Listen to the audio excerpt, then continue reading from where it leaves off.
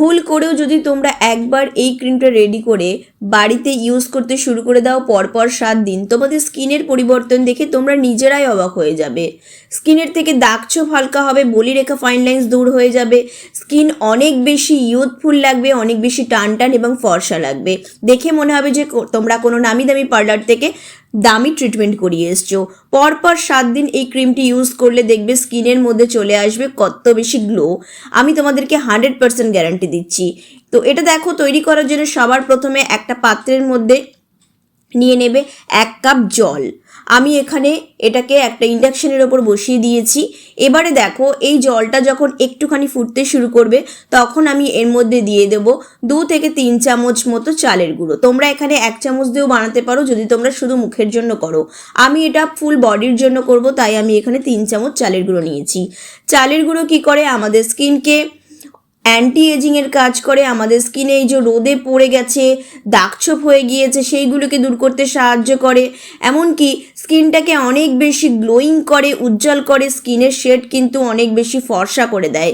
যাদের তৈলাক্ত ত্বক আছে তাদের জন্য কিন্তু চালের গুঁড়ো ভীষণই ভালো, কারণ অতিরিক্ত তেলকে কিন্তু শোষণ করে নেয়।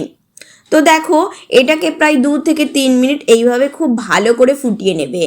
দেখবে আস্তে আস্তে এটা একদম একটা ঘন ক্রিমের মতো হয়ে যাচ্ছে। 2 থেকে 3 মিনিট ফোটালেই কিন্তু যথেষ্ট। দেখতে পাচ্ছ এটা হালকা একটুখানি ঘন রয়েছে। এটাকে যখন এবার ঠান্ডা করবো এটা পুরো ক্রিমের মতো তৈরি হয়ে যাবে। তো দেখো, এবারে এটাকে রেখে দেব একটা বাটিতে তুলে, দিয়ে এটাকে আমি পুরোপুরি ঠান্ডা করার জন্য ছেড়ে দেবো 1 ঘন্টা। তোমরাও মিনিমাম 20 থেকে 25 মিনিট রেখে দেবে, পুরোপুরি যাতে ঠান্ডা হয়ে যায়। এবারে দেখো, এর মধ্যে আমি মিশিয়ে দেব vitamin E capsule. Vitamin E capsule কিন্তু ভীষণই ভালো স্কিনের জন্য, অ্যান্টি এজিংয়ের কাজ করে, তার সাথে সাথে স্কিন থেকে দাগছোপ হালকা করে। তোমরা যদি চাইছো এখানে ভিটামিন ই অয়েলের বদলে তোমরা অলিভ অয়েল দিতে পারো, তোমরা আলমন্ড অয়েলও ব্যবহার করতে পারো। এবারে দেখো, এর মধ্যে আমি দিয়ে দিচ্ছি 1/2 চামচ মতো গ্লিসারিন। গ্লিসারিন কী করে? আমাদের স্কিনকে সফট রাখার সাথে সাথে আমাদের স্কিনের থেকে যে কোনো দাগকে হালকা করতে সাহায্য করে। তো তোমাদের কাছে যদি গ্লিসারিন না থাকে বন্ধুরা, তাহলে তোমরা এখানে কিন্তু 1 চামচ মধু ব্যবহার করতে পারো। তো কি করবে, সব কটাকে খুব ভালো করে মিক্স করবে, দিয়ে তোমরা একটা টাইট কন্টেনারে ভরে কিন্তু ফ্রিজের মধ্যে রেখে দিতে পারবে। 3 থেকে 4 দিন কিন্তু এটা তোমরা ব্যবহার করতে পারবে, তারপরে আবার তোমাদেরকে নতুন করে তৈরি করতে হবে। সবার প্রথমে দেখো কি করবে, খুব ভালো করে মুখটাকে আগে জল দিয়ে ভালো করে ধুয়ে নেবে। তারপরে এভাবে মোটা করে ঘন করে আগে লাগিয়ে নেবে খুব ভালো করে।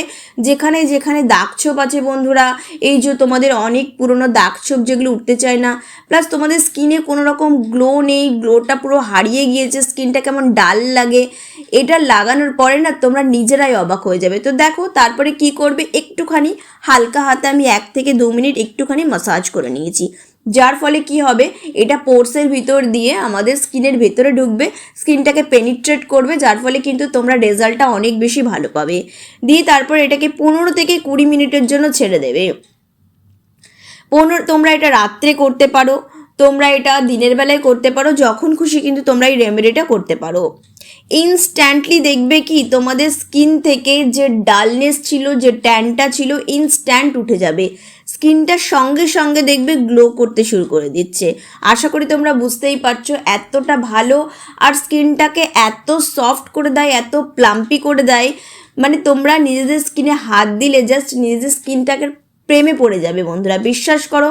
তোমরা কিন্তু অবশ্যই এই রেমেডিটা একবার ট্রাই করে দেখবে। এই চালের গুঁড়োর এই রেমেডিটা কিন্তু ভীষণ ভালো, কোনো রকম তোমাদের পার্লারে যাওয়ার দরকার নেই। স্কিনে হয়ে যাবে স্কিন পুরো টান টান, বলিরেখা চলে যাবে, ফাইন লাইন্স চলে যাবে, আর স্কিন হবে অনেক বেশি গ্লোয়িং।